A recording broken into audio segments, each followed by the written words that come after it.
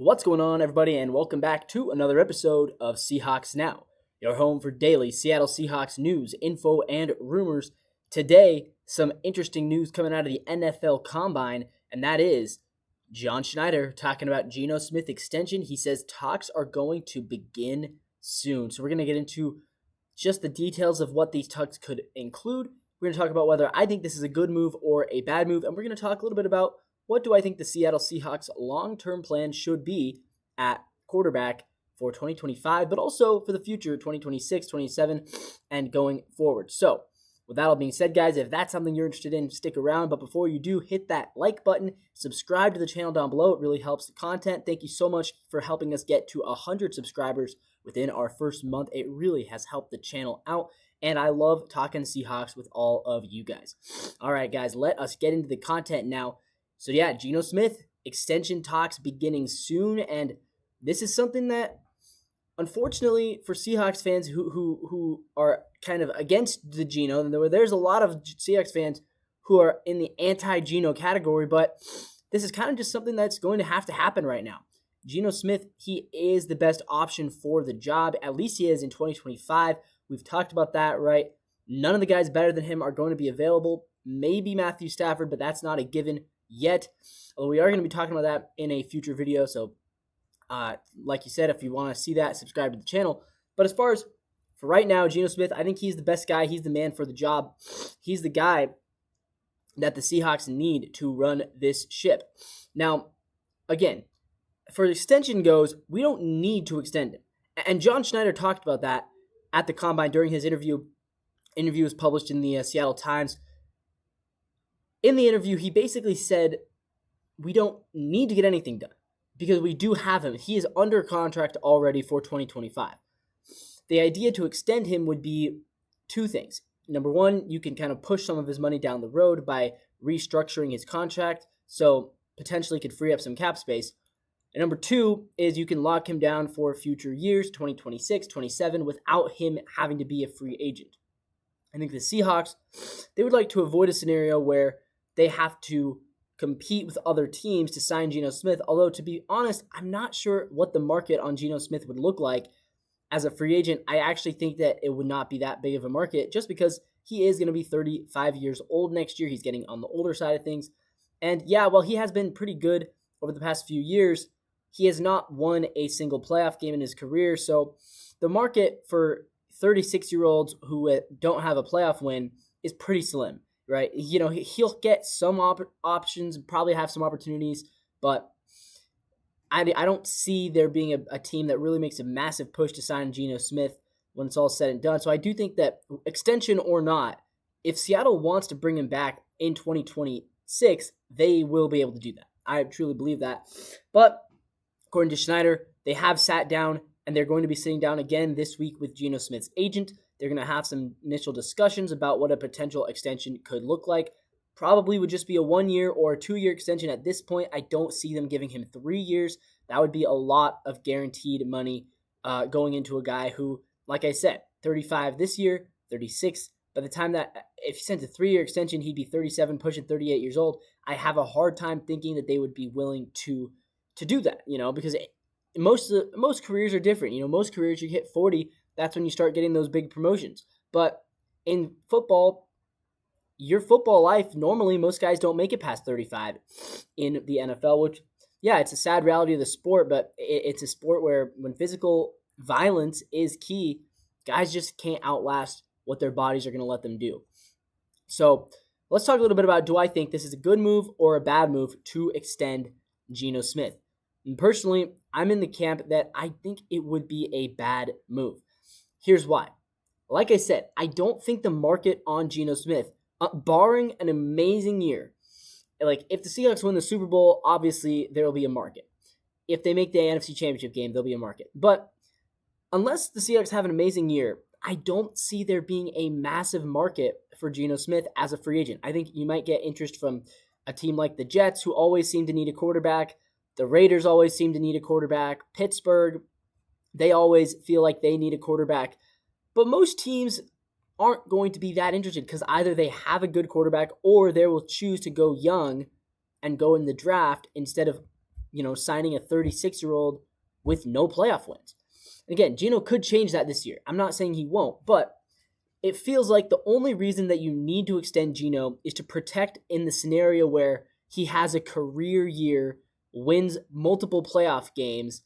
Like, that's the only scenario I see. I think if Geno can win multiple playoff games and has a career year, then yeah, he could end up being a coveted free agent.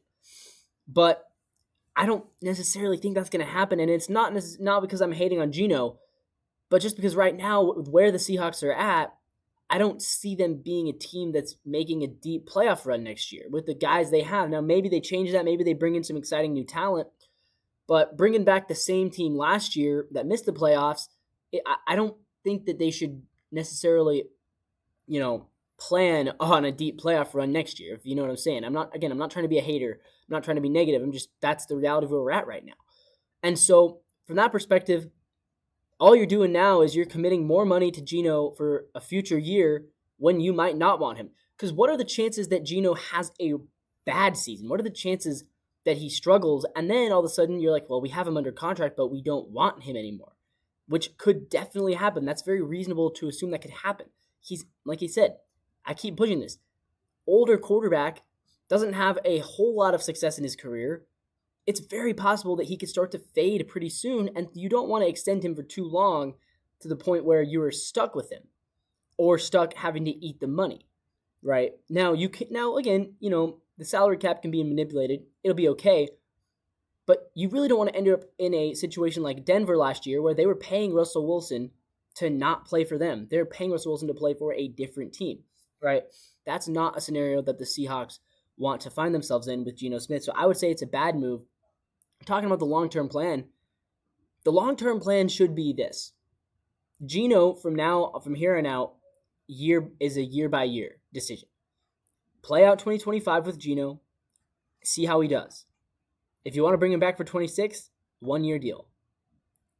If you want to bring him back again, 1-year deal. If you want to bring him back again, 1 year. That should be what the plan is. And they need to start thinking about drafting a quarterback. Look, Seattle has not drafted a quarterback since 2018, Alex McGuff. They haven't drafted a quarterback in the first 2 days since Russell Wilson in 2012. And that was in the third round. They haven't drafted a first-round quarterback in, I don't even know when. In fact, I don't know if they ever have. And so the idea that the Seahawks aren't getting, there have been plenty of guys they can draft. There have been. And there will be. There will continue to be quarterbacks in the draft. I would love to draft Jackson Dart this year, and I've talked about that in another video, so if you want to check that out, again, hit that channel. But the idea that we just can find a quarterback, no, you don't find a quarterback. You have to look for quarterbacks. They don't just fall into your lap. So the long-term plan should be Geno year by year, and then you have to start drafting quarterbacks. And that doesn't mean that they're going to be instant successes. It doesn't. Look at Jacksonville, though. Jacksonville kind of missed on Chad Henne. They tried Blaine Gabbert, kind of missed on him. Then they tried Blake Bortles. They did make the playoffs, but again, kind of missed. Now they have Trevor Lawrence, who we think is pretty good. And if Trevor fails, they'll get another one. But the idea that you're just going to wait and see until eventually the perfect quarterback comes to you, that's not how the NFL works. The Chiefs were proactive. They drafted Mahomes. They already had Alex Smith. They still drafted Mahomes. The Packers were proactive. They drafted Jordan Love. The Eagles with Jalen Hurts, who just won the Super Bowl. They already had Carson Wentz and they drafted Jalen Hurts because they knew we're a good team, but we can be better. Think about this. Of the teams that have been in the Super Bowl or won the Super Bowl, the 49ers replaced a good quarterback in Jimmy G with a better one in Brock Purdy and tried to do it first with Trey Lance.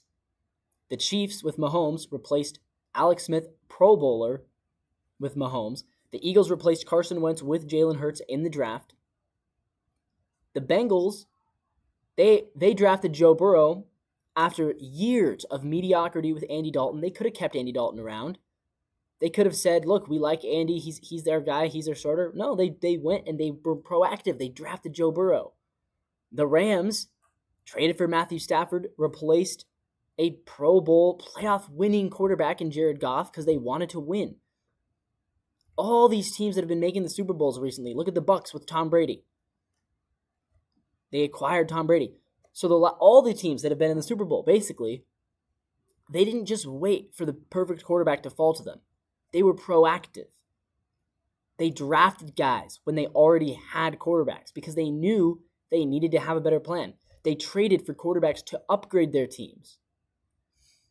Sticking with the status quo has not necessarily been a recipe for success unless you've already had the success, right? The Chiefs and the Patriots, they can afford to stick with the status quo because they've already had success. When the status quo is not success, it's tough to stick with the status quo. Got to be proactive.